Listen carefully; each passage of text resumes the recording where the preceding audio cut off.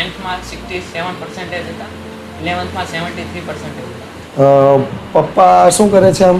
પપ્પા રત્નકાર છે. આમ ઓલું હું કહેવાય ને કે મારો ઈગો હર્ટ થઈ ગયો કે Ego hurt થઈ ગયું.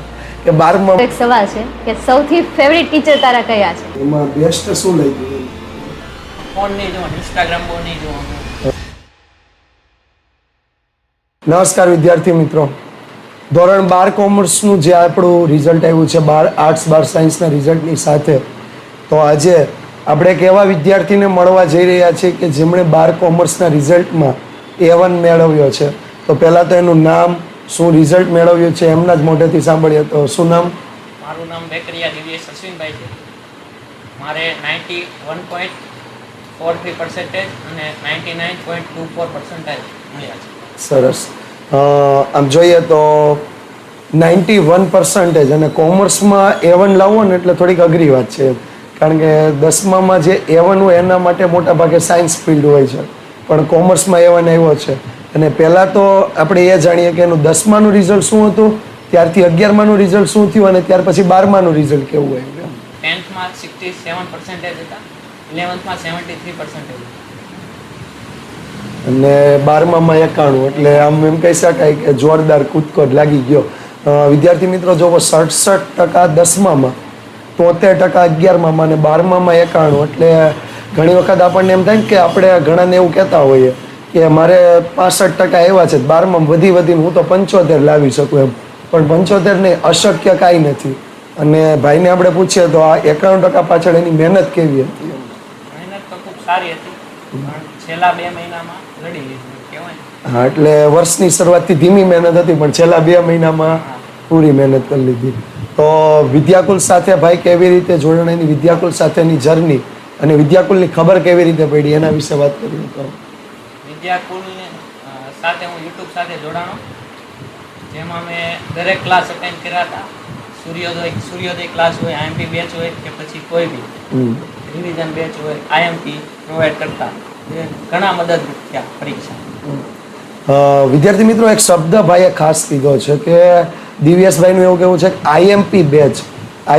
વિદ્યાર્થી મિત્રો, વિદ્યાકુલ એપ છે એ આઈએમપી બેચ બહાર પાડે છે કે જેમાં આખું વર્ષ દરમિયાન તમે કંઈ તૈયારી ન કરી હોય ને તો ફક્ત 2 મહિનાની અંદર પણ તમે પૂરેપૂરો કોર્સ કમ્પ્લીટ કરી શકો. અને એનું અહીંયા તમને જાગતું ઉદાહરણ, એમ કહી શકાય જીવતા જાગતા વ્યક્તિ અહીંયા તમારી સમક્ષ બેઠા છે, બરોબર. બીજું, વિદ્યાકુલ એપ વિશે થોડીક વાત કરીએ તો વિદ્યાકુલ એપ વિશે પણ તમને આમ તો ખબર જ હશે કે લાઈવ લેક્ચર્સ, બીજું રેકોર્ડિંગ લેક્ચર્સ, બરોબર. અને ખાસ કરીને વિદ્યાર્થી મિત્રો વાત કરીએ તો જ્યારે પણ જોવું હોય ત્યારે સૌથી મોટો અગત્યનો ફાયદો તો એ જ હોય, કારણ કે તમે અત્યારે ઘરે બેઠા છો ને અત્યારે તમને કંઈ લેક્ચર ભણવાની ઈચ્છા થઈ હોય તો તમે ડાયરેક્ટ ખોલીને જોઈ શકો, બરોબર. કે જે વિડીયો, જે મતલબ એમ થાય કે રાતે 1 વાગે તૈયારી કરતા હોય ને કાંઈક એકાઉન્ટનો કે સ્ટેટનો દાખલો નથી આવ્યો, ઇંગ્લિશનું કંઈ વાક્ય રચના નથી સમજાણી, બરોબર. તો મારે એ જાણવું છે કે આગળ શું કરવા માંગો છો? આગળ હું બીએસસી આઈટી કરવા માંગુ છું. સરસ. પપ્પા શું કરે છે આમ? પપ્પા રત્નકાર છે. રત્ન કલાકાર, એટલે સુરતમાં આમ જોઈએ તો ડાયમંડના કામ સાથે જોડાયેલા છે પપ્પા, બરોબર. તો ઇન્સ્પિરેશન એમ કેવું થયું કે A1 લાવવો છે એવું ક્યારે મનમાં નક્કી કરી લીધું એમ? નક્કી જ કરી લીધું હતું કે કંઈક કરીને બતાવવું છે. 12મામાં, 10મામાં ભલે નહોતું, 12મામાં ગમે તે થાય કરીને બતાવીશ. એટલે એવું હતું કે 10મામાં 67 આવ્યા તો આપણને એટલું માન મળ્યું નહીં એમ, એટલે આમ ઓલું શું કહેવાય ને કે મારો ઈગો હર્ટ થઈ ગયો કે 12મામાં A1 લઈ આવીને બતાવી. સરસ, ખૂબ સરસ. આમ રિઝલ્ટ આવ્યું પછી પહેલી કોને વાત કરી હતી કે મારા એટલા ટકા છે એમ? સરસ. તો પપ્પાનું રિએક્શન કેવું હતું? શોક, આશ્ચર્ય, મજા આવી. એકદમ એમ લાગ્યું કે આટલા, પહેલા તો એને એમ જ થયું છે આટલા હોય નહીં એમ. તમને એક્સપેક્ટેશન હતી કે આને આટલા આવશે એમ? એમના મમ્મીને તો હશે ને, કારણ કે રીડિંગ કરતો હતો એટલે તમે 2 વાગે જોયું વાંચી, હશે. 2 વાગે જાગીને તમને હતી એક્સપેક્ટેશન કે આવશે? સરસ. રાતે 2 વાગ્યાથી તૈયારી કરતો. ટાઈમ ટેબલ કેવું હતું આમ જનરલી? બધું ટાઈમ મેનેજ કરેલો હતો, વાંચવાનો, લખવાનો, પ્રેક્ટિસ બધું કરતો હતો. સરસ. લખીને યાદ કરતો. અને વિદ્યાકુલના ક્લાસ છે એ કેવી રીતે હેલ્પફુલ થયા આમ કહીએ તો? ઘણી રીતે હેલ્પફુલ થયા. આઈએમપી વિડીયો જોયા, બોર્ડમાં પૂછાણા, ઘણી રીતે વાક્ય રચના ઇંગ્લિશમાં છે, એકાઉન્ટમાં IMP સમ છે, સ્ટેટિસ્ટિકમાં થિયરી છે, ઇકોનોમિક્સ હોય કે એસપીમાં પત્ર હોય, ટોટલી વસ્તુ. આમ જોઈએ ને તો આ રિઝલ્ટમાં આમ તમે જોવો ને તો A1 ઘણા વધારે છે, પણ પેપર એટલા ઇઝી નહોતા. જેણે A1 લાવ્યા છે ને એને ખબર છે કે પેપર કાંઈ ઇઝી નહોતા એમ, બરાબર. ભાઈએ જેમ વાત કરી કે સ્ટેટિસ્ટિકમાં થિયરી છે, તો એકાઉન્ટમાં એકાદ સમમાં પણ થોડુંક ટ્વિસ્ટ હતું, એટલે બધું કાંઈ ઇઝી હોતું નથી. પણ એના માટે મહેનત કરી હોય, મહેનત કરવા માટે વિદ્યાકુલ પણ ભાઈને ઘણું બધું હેલ્પફુલ થયું છે. યુટ્યુબમાં તો ત્યાં બધાના વિડીયા જોયા જ હશે, કોમર્સની આખી ટીમના વિડીયા. હવે મારો એક સવાલ છે કે સૌથી ફેવરિટ ટીચર તારા કયા છે? કે જેમ વાવ, ગ્રેટ, સરસ. તેમના બધા સેશન અટેન્ડ કર્યા છે તમે? ટોટલી સેશન, એસપી ઇકોનોમિક્સ બધું જ એમને કર્યું હતું. ચોક્કસ અત્યારે તો એ છે નહીં, પણ એમના સુધી આ વાત અમે ચોક્કસ પહોંચાડી દઈશું. એમાં બેસ્ટ શું લાગ્યું? ટોટલી વસ્તુ કે મને પહેલાં બીક લાગતી હતી કે થિયરિકલમાં માર્ક્સ ન હોય, ગમે એટલું લખતું. એને જે રીતના સમજાવ્યું કે આ રીતના લખાય, આ સવાલ એટલા પેજનો હોય, એટલું લખવાની, એટલી લીટી લખવાની, પત્રનું ફોર્મેટ આ રીતનું હોય, એનાથી બીક ન લાગી, એવું કરી બતાવ્યું. એટલે એસપીમાં 100માંથી 100 ને ઇકોનોમિક્સમાં 98. ઓકે, તો આપણા નેક્સ્ટ યરના જે સ્ટુડન્ટ્સ છે એમને શું તમે આમ કઈ ઇન્સ્પિરેશન કઈ આપવા માંગતા, એક વાક્યમાં કઈ આપવા માંગતા હોય? વિદ્યાકુલ મને ઘણું હેલ્પફુલ થયું છે, તો તમને પણ થશે.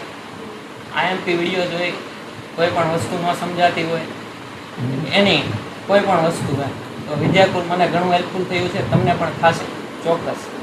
એટલે આમ કદાચ વર્ષની શરૂઆતથી તમે જોડાઈ ગયા હોત તો એનો 95% આજુબાજુ આરામથી આવી જાય. તો હવે આપણા નેક્સ્ટ યરના વિદ્યાર્થીઓને કહેવા માંગશું કે શરૂઆતથી જોડાવ વિદ્યાકુલ સાથે, ખૂબ ખૂબ હેલ્પફુલ થાય છે. મને પણ થયું છે, તમને પણ થશે. એક મારો સવાલ છે. તારી તો પરીક્ષા હતી જ તે, એટલે તું તો મહેનત કરતો હતો. તારા માતા પિતાએ તારા માટે શું મહેનત કરી છે? તે ક્યારેય નોટિસ કરી છે? કરી જોઈએ ને, શું કરી છે? ટાઈમે જગાડે, ખાવાનું બનાવે, કોઈ પણ વસ્તુની કમી ન રહેવા દે, એનાથી વધારે હું. બીજી તમારું શું મંતવ્ય છે એક્ઝામ ટાઈમે? બીજી એક બાબત, ઘરમાં આમ જોઈએ તો મોબાઈલમાં તું આ વિડીયો ને એવું વિદ્યાકુલને જોતો, તો એમાં કેટલો સપોર્ટ હતો કે મોબાઈલ જોવાય ન જોવાય એવું કોઈ ક્યારેક? મમ્મી ઘણી વાર કહે કે વિડીયો જોવાના, આમ ફોન નહીં જોવાનો, ઇન્સ્ટાગ્રામ બહુ નહીં જોવાનું. હું કહું કે વિદ્યાકુલના વિડીયો જોઉં છું. ક્યારે એમને બતાવ્યા હતા કે આવું હું જોઉં છું એવું કઈ? પરીક્ષા જે એક્ઝામ હોય તેને તે દિવસે સવારે જોતો એટલે ખીજાય કે તે દી ન જોવાય એમ. તે દી એક દિવસ દેખાડ્યા હતા કે આ વિદ્યાકુલના વિડીયો છે, બધું કહે કે પેપર હેલા આવશે, આ રીતના આવશે, ટોટલી વસ્તુ. અને હકીકતમાં એવું હતું કે નહીં? હતું, ચોક્કસ, રિયલ. એટલે એમ કહી શકાય કે ઘરમાં જ ક્યારેક એવું થાય કે સપોર્ટ ન મળતો હોય, પણ વિદ્યાર્થીને ખબર હતી કે કદાચ 100% છે જ એમ. છે જ કે એમ. આમ તમે જ્યારે રિઝલ્ટ સાંભળ્યું તો તમને પહેલી ફિલિંગ શું હતી કે કદાચ આવું હશે કે કેમ થશે, એમ કે કઈ ભૂલ થઈ હશે, કેવું લાગ્યું હતું? મને તો એવું જ લાગ્યું કે ન હોય એમ. મેં તો એને સવારે જ કીધું હતું કે 80 બહાર કદાચ આવે એમ, 85 ની અંદર આવે ને 80 ની બહાર આવે, બીજી ઉપર તો ન આવે. પણ એણે જે આ મહેનત કરી છે અને તમે જે એની પાછળ મહેનત કરી છે, ત્યાર પછી આજની ફિલિંગ એમ કે 91% સુધી માર્ક્સ પહોંચ્યા છે, તો સારી મહેનત. તમને એમ થતું હશે કે તમે જે અલ્ટિમેટ ગોલ સાથે જે ચાલ્યા હતા કે નહીં કંઈક કરીને બતાવે એમ, તો આજે લગભગ એણે અચીવ કરી લીધું કેમ કે નહીં? એક ક્વેશ્ચન ખાલી તમારે મારે તમને પૂછવું છે, મમ્મીને પૂછવો છે, બરાબર છે? ભાઈએ જેમ વાત કરી કે ઓનલાઈન જોતો, ક્યારેક તમે એમ કહેતા કે ઓનલાઈન ન જોવાય, પછી એણે આ વિડીયો બતાવ્યા તો તમને કેવું લાગ્યું કે ખરેખર આ હેલ્પફુલ થશે કે નહીં થાય? આ વિડીયો તમે એકાદ બે જોયા પછી તમને એવું લાગ્યું કે નહીં ખરેખર રિયલ દિશામાં કામ કરે છે? બીજું આગળ કેરિયરની વાત કરીએ તો આગળ શું વિચાર છે કે આગળ શું કરવું છે? BSc IT નો વિચાર છે અત્યારે. BSc IT, AI ટેકનોલોજી ઉપર કામ કરવું જ છે. સરસ. ખાસ વિદ્યાર્થી મિત્રો, આપણી પાસેથી અહીંયા જાણવા જેવી બાબત બે ત્રણ બાબતો ઉપર હું ખાસ કહીશ. જે દિવ્યેશભાઈ આપણને વાત કરી, એક તો વર્ષની શરૂઆતથી મહેનત કરવી જોઈએ, બીજી વસ્તુ તમારું ટાઈમ શેડ્યુલ ફિક્સ હોવું જોઈએ, ત્રીજી વસ્તુ કે મનમાં એક નક્કી કરેલું હોવું જોઈએ કે 91 A1 જે પણ તમારો ટકાવારીનો ટાર્ગેટ હોય ને નક્કી કરેલો હોવો જોઈએ. અને ચોથી અને ખાસ અગત્યની વસ્તુ કે ક્યારેક એમ કહી શકાય કે મન મગજ દિલને લાગી જવું જોઈએ કે નહીં આ કરીને બતાવવું છે તો ચોક્કસ 67માંથી 91 પણ આવી શકે. બરાબર. તો વિદ્યાર્થી મિત્રો આવા જ બીજા ઇન્ટરવ્યૂ સાથે ફરીથી મળશું. ત્યાં સુધી વિદ્યાકુલ સાથે જોડાયેલા રહેજો.